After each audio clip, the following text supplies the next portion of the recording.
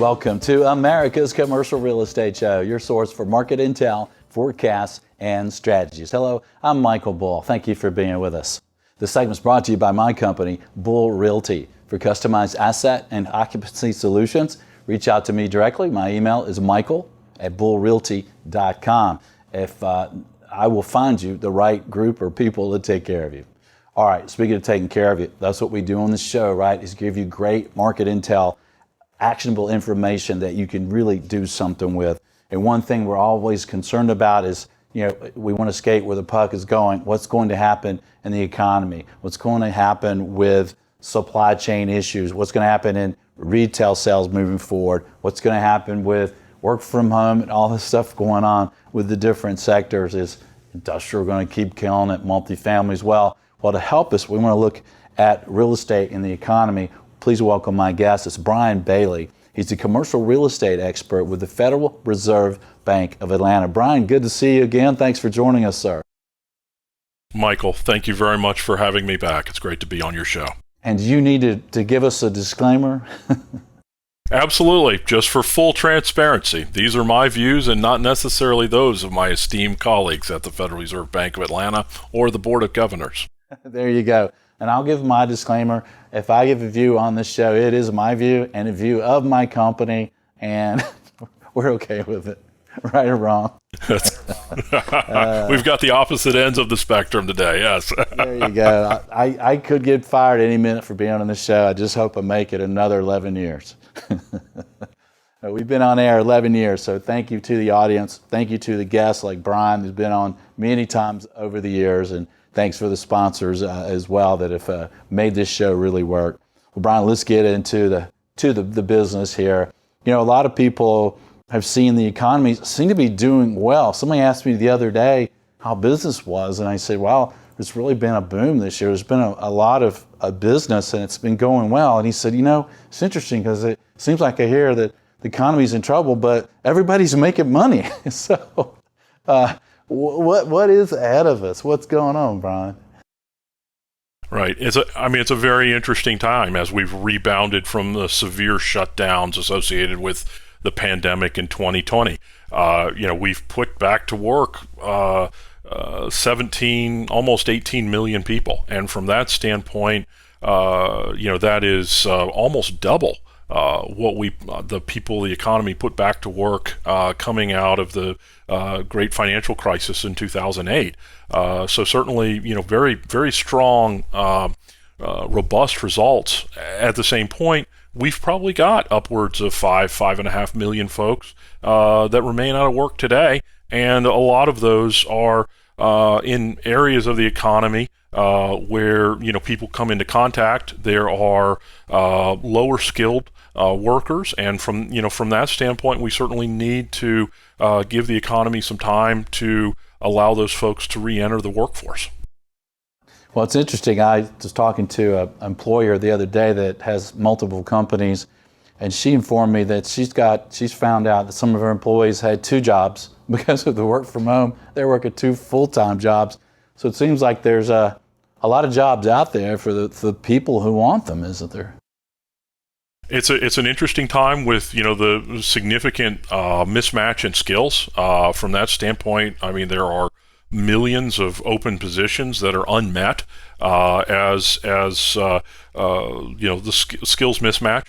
We're aware of a number of businesses that are telling us right now that they could easily hire a significant number of workers if the right labor was available. And from that standpoint, it's a concern on my part as folks who are not in the workforce or jobs that are not filled represents an underutilization of the economy in a time where we need the economy to be it's improving, but we need to have it back to some semblance of the conditions pre-pandemic.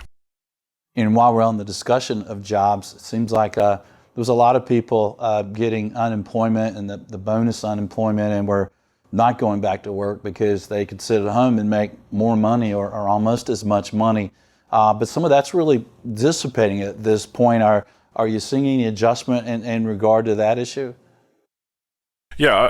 I mean, a significant amount of the enhanced unemployment benefits has expired by now, and from that standpoint, some of those workers have re-entered the workplace. I think a couple of statistics that stand out to me that are pretty eye-opening. Since the pandemic, we've had over 3 million workers retire from the workforce, which out of 150 million workers, that certainly begins to add up. There are also about 1.5 million, maybe a little bit more, 1.5 million, 2 million moms right now that are out of the workforce because of concerns about the adequacy of safe childcare. And so certainly I think, between 3 million retirements and then, 1.5 million to 2 million moms that are out of the workforce today, that certainly is having a sizable impact on labor conditions and potentially overall business conditions, because we've had a number of businesses say that we're only able to open to 50 or 70% of our daily capacity because 30 or 50% of our workers don't show up. And so from that standpoint, again, we have kind of an underutilization of the economy, which, if it goes long enough, certainly impacts the field of commercial real estate. Yeah. And, we do a lot of business with companies here at our shop that a lot of them are working in their offices and a lot of them are working from home. And we've seen a noticeable difference in the amount of response time and quality output from companies that are actually working in their offices. And one of the things that we're seeing a lot of companies do these days, which some people are concerned about, is requiring vaccines. Fully vaccinated people only to work in their businesses. I recently did that at my shop. I said, hey, if you're a commissioned agent at my shop, we only want you here around our people if you're fully vaccinated. And I'm really all about rights, people having their own rights to be vaccinated or not. But also it seems like, if I could save a life, even if people don't like my decision, if maybe I save a life, it will be worth it to have a few people, not happy with me. Is more and more companies require fully vaccinated, their people to be fully vaccinated. Is that something that could help the economy, to help get people back to work, maybe help the office and retail sectors? Well, I think certainly it could reduce the spread of the pandemic, and the spread of the virus. And if we reduce the spread, if we reduce the associated uncertainty, then yes, absolutely. I think that it would help the overall economy. Certainly on a business by business, individual by individual basis, we know that there's a lot of lost productivity, associated with folks who are ill. And from that standpoint, if the the vaccine, begins to mitigate some of the spread of the virus, it lessens the impact. Then from that standpoint, I certainly think that, it could very well be helpful to individuals, businesses, and to the overall economy. Yeah. And what do you think, Brian, this work from home aspect that we have in the world today, or in the U.S., the impact on the economy and on commercial real estate? And how long is it going to be an impact? I guess that's pretty... I think it's going to be an impact for a while, absolutely. I think, let's start kind of laying the foundation, because I kind of work sequentially, kind of connecting the points right now.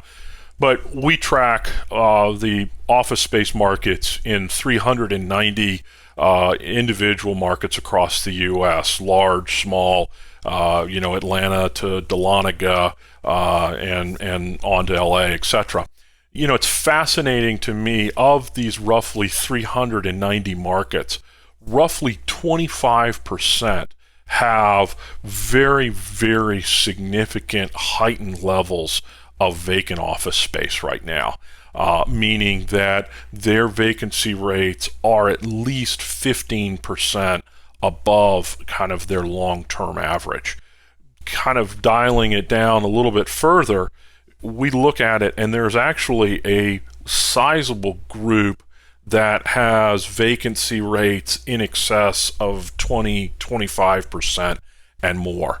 And so certainly the change in the dynamics, the use of office space right now is certainly being felt, across the nation right now. And I mean, those are, markets like Chicago, markets like LA, as well as some smaller markets. So certainly, it's encompassing a broad number of markets. Kind of going and taking the next step, we think about the investment that businesses have made in making the virtual environment robust and adapting it to the needs of their business. There have been huge amounts of investment, and from that standpoint, we're going to probably continue to see that resource utilized. Backing up a little bit, we've seen in the census numbers in the past 2 decades that more people are working from home. And so the number of people, the percentage of people working from home, has been growing. And obviously, COVID to some degree in the marketplace has been labeled as the great accelerator. And this is one of the trends that it's accelerating as far as people working from home. Taking it another step, we think about the use of real estate. Does it make sense to have folks in, say, call center space, which is considered, flex or office space, when they can do the same thing from home and the business can continue to ensure the quality, the timeliness of the customer served, etc. And so from that standpoint, we know that call centers, technical support really can be done from a lot of places. And so, begins to beg the question, will people come back? There's certainly, in my view, there's some industries that probably will not return to the office. Call center type operations, IT support, which can easily be done from a remote location. Then looking at traditional office space, we have to kind of look at the tasks that go on in the space. For instance, are these highly collaborative tasks, educational? Do they mean that need the cross-pollination of ideas? And so I think from a lot of instances, those type tasks will be back in the office. And if you're a person that's involved in those tasks more, has a higher percentage of your time in those tasks, then you'll spend a higher percentage of your time in the office. At the same point, I think we're fully recognizing that jobs such as sales, which require a significant amount of time in front of the client, networking, strategic development of ideas, those probably are tasks that don't lend themselves as efficiently to the office space. And from that standpoint, those tasks, those people will probably be in the field or working remotely a greater percentage of the time as businesses, acknowledge those tasks are done more efficiently in quiet places or in areas where they're in front of the client from that standpoint. And so I think that we'll see this change in the use of office. Not necessarily that the office is going away, but I think it just will change, and we might see the development of quiet spaces compared to kind of a general cube style general purpose layout. Yeah. Well, it's interesting that you guys have so much access to the information and the numbers and what's going on in all these markets. And as brokers here in the field, we kind of see maybe a little bit of a head start on those numbers that aren't out yet. And we're seeing on the activity of tours, it's really increasing, and we're seeing company leadership, having challenges already with productivity. And they talk about, they do a survey, and the employees survey say, oh, 90% of us are more effective at working at home. Well, Netflix says the opposite. So I don't know if it's going to work out. And I think when it comes down to advancing your career, if you're an employee, or profits, if you're a company, I think the benefits of getting people together are going to come back stronger than my analyst and economist friends really are telling me, like you. And it's amazing to see the differences in thoughts there. And as we deal with companies a lot, and we deal with companies with people that work from home, and it's really aggravating. And while I know what you're saying makes absolute sense, there's going to be a lot of companies and businesses that they can work from home and work well. I think there's a tremendous amount as time goes on where they'll realize that's really problematic. And again, I could get fired for my opinion. So if I get fired, must have been a bad opinion. Well, I mean, it's interesting. I love to give kind of actionable information. And one of the trends I think that we're going to see that will completely turn on its ear is, since the 1980s, the early 1980s, we have seen this huge focus on densification. We are cramming more people into the same square footage.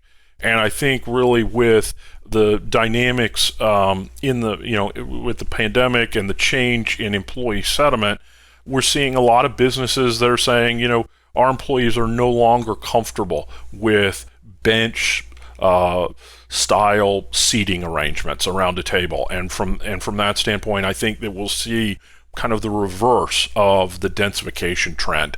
Meaning, and so where we're at 100 or 125 square feet per employee, certainly I think over time we'll see that trend widen out. I do believe we will be able to realize a little bit of enhanced efficiency, because now we're going to be going through the offices with a little bit more fine-tooth comb, and finding people like myself who have a designated seating area, but I'm out of the office so much that it probably doesn't make sense for me to have a designated seating area. People like me probably need the opportunity, the availability to utilize a hoteling model. And so from that standpoint, I think we'll be able to pull out a little bit more of efficiency in that respect.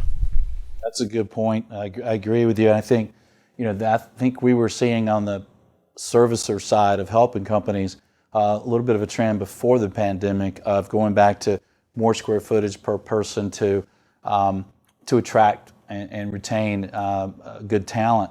And also just to be a more healthy environment even before the pandemic. So I agree. I think there'll be more of square footage per person. You just think about it, your office costs are a lot less expensive than your people costs, and that cost of training and turnover and retention and cybersecurity and client protection and just the incredible cost of that turnover when you have it. And lack of culture and productivity. Anyway, I'm going to get off my soapbox. I think offices are coming back strong. Well, let's talk about retail. It seems like there's a lot of buyers wanting to get out and have money and buy retail, but some of them are having trouble getting to the products, Brian. Well, I mean, let me comment from the sales perspective a little bit, because it was certainly fascinating from my point of view. At the Atlanta Fed, we commissioned a study and wanted to look at, the percent of retail sales, e-commerce versus traditional sales. And certainly we're all aware that, e-commerce has just been, knocking the socks off with their phenomenal growth rates, over the last 5 years. And then certainly during the the shelter-in-place mandates, we saw just phenomenal growth rates in e-commerce sales. At the same point, when the shelter-in-place mandates lifted, we saw people that got out and spent very aggressively at traditional bricks and mortar retailers. And so from that standpoint, it was great to see that people were out and about again. And certainly, there is some question about, the rise of the the sequential variance. Certainly, we're kind of seeing Delta begin to tail off a little bit. But some retail is doing very well. I think others, malls, power centers, others with kind of larger goods sellers seems to be the common denominator. That seem to be struggling a little bit. But my expectation is that we'll kind of see that kind of come around again. I mean, you look at Amazon; they've bought 36 malls in the last few years, and certainly I think that they will repurpose them. You'll see kind of a hybrid develop of showroom space and then a significant amount of delivery capability. So I think that we'll see. Retail is definitely, some areas are very, very strong. I do have questions. You think about U.S. grocery sales right now. From an e-commerce perspective, we're lagging several of our international brethren. The UK, South Korea have much stronger, much higher percent of online grocery sales than we do. So certainly there's the capability to do it. And we know that there are a number of participants right now that are working very hard to kind of overcome the, for lack of better words, the perishability dynamic and get food delivered right to your door. There's a very large grocery chain right now that's using drones to deliver within 1 mile of their store.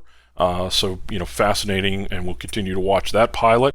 There's another large grocery chain that's building a series of highly automated warehouses, and they've got very sizable, potentially very sizable capabilities as far as order picking. My intelligence says they can pick upwards of 65 or 70,000 orders per week.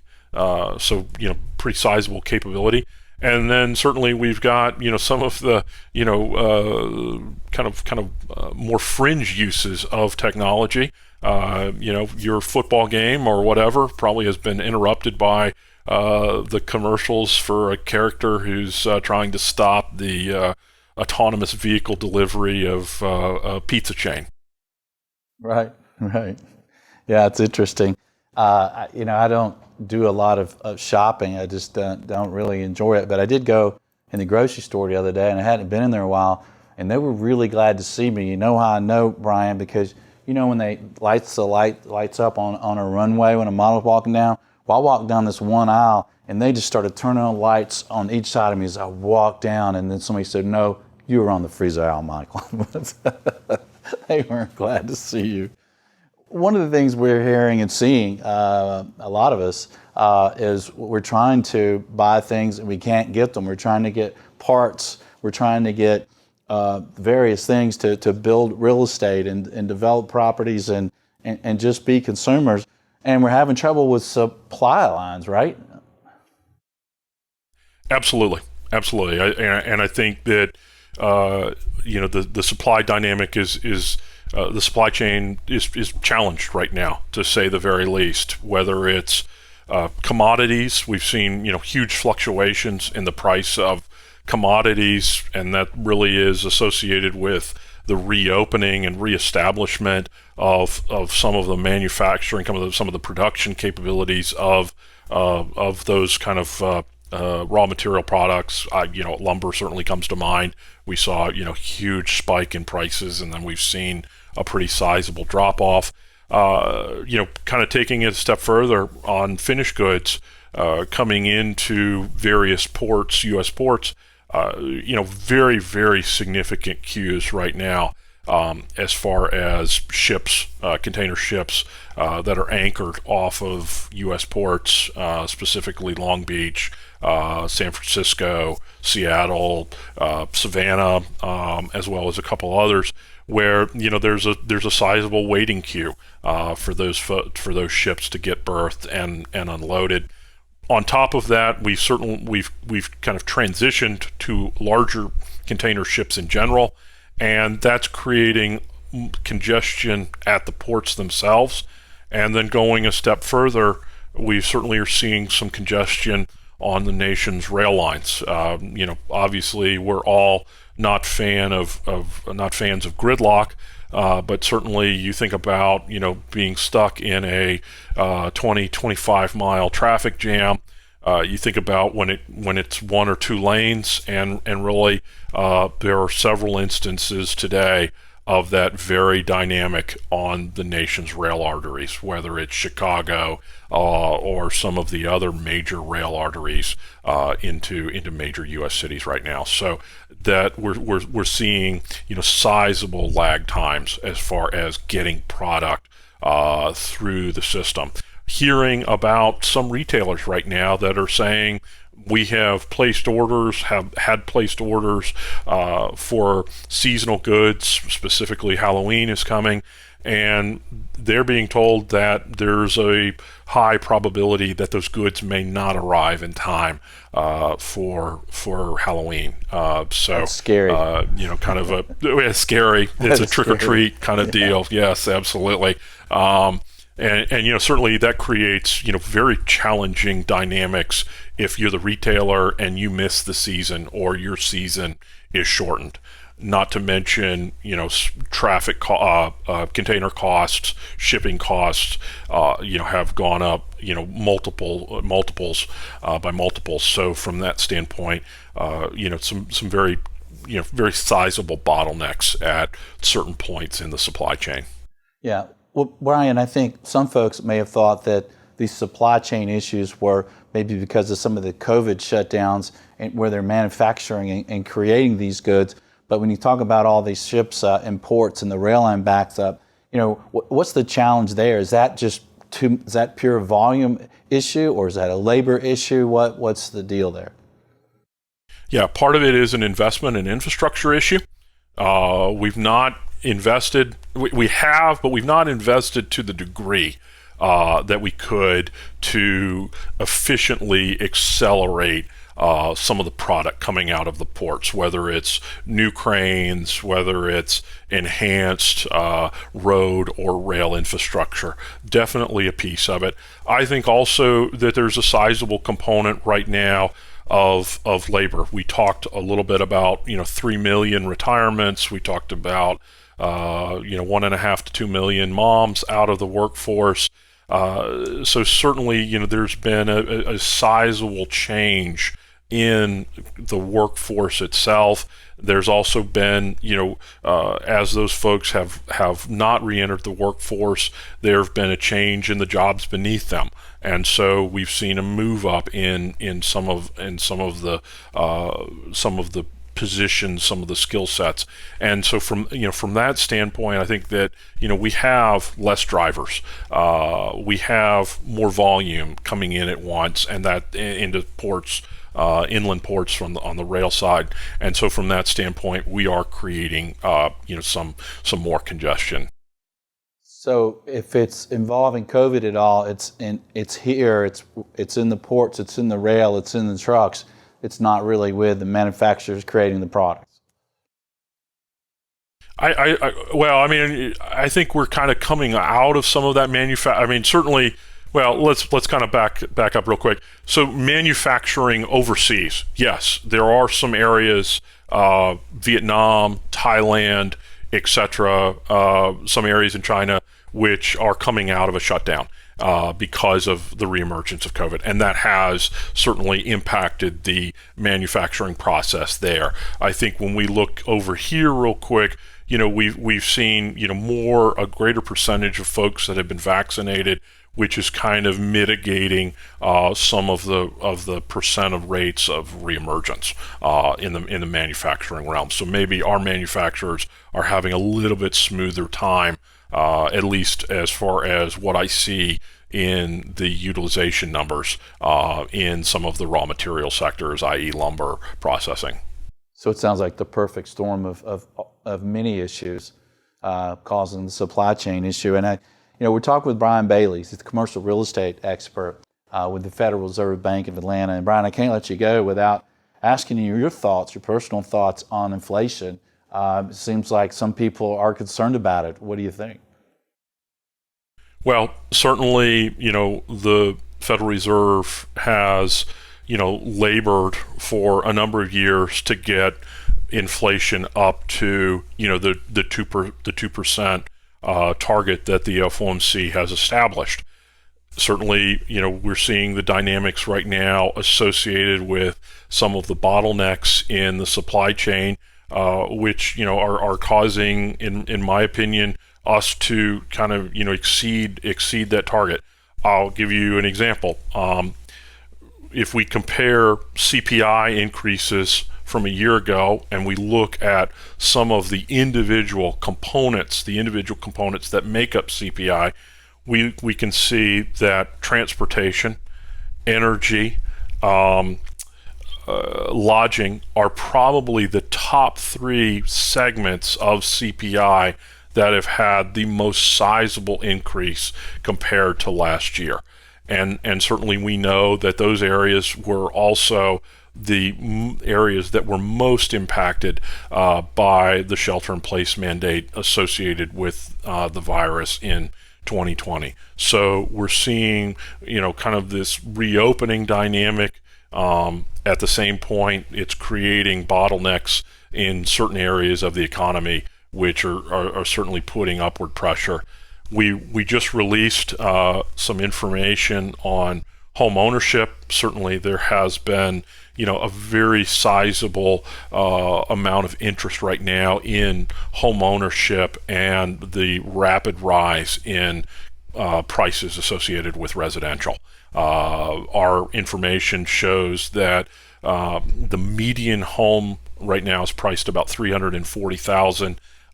That number has increased 23% in the last year compared to the median income, which has increased only 3%.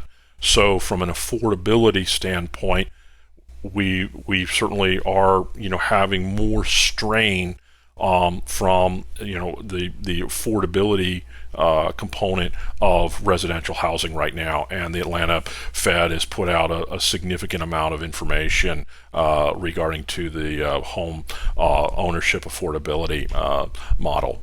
So that's available on our website. Certainly, folks are able to go there and take a look at that. That's perfect. And to make it easy for you, listeners and viewers, we'll put links to these specific items at CREshow.com. Just look at the show with Brian Bailey from the Atlanta Fed, and we'll have those links right there. And Brian, what would you leave our audience with to think about moving forward as we're here in October of 2021? What do we have to look forward to? What do you leave us with? Well, I mean, certainly there's a wide range of dynamics. I mean, I think the good news is that the economy is improving. We'll have another opportunity this Friday to validate that as we see the jobs report for September, which market is estimating at roughly 475,000, which in my opinion, we need about 100,000 or so to keep up with 100,000 jobs created to keep up with natural population growth. So we can hopefully continue the streak of putting folks back to work. At the same point, commercial real estate, we've seen a real bifurcation in performance. Multifamily, industrial have done very well, appear to continue to do well. At the same point, we've seen areas that, there's more uncertainty around. Hotels, office, retail, in some segments are doing very well. Other segments are challenging.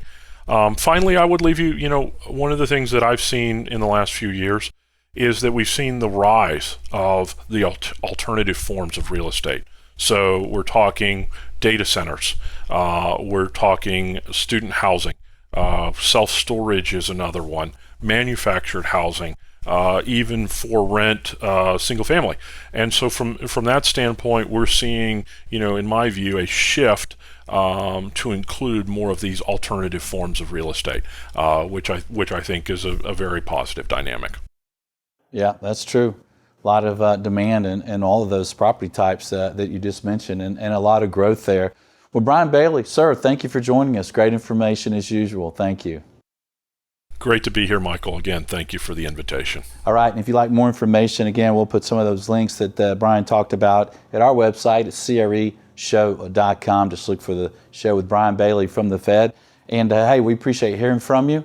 If you will, join us on your favorite social media and connect with us there Hey, and we do appreciate you sharing the show with your connections. Until next week, be sure that you always lead, learn, and laugh, and join us for America's Commercial Real Estate Show.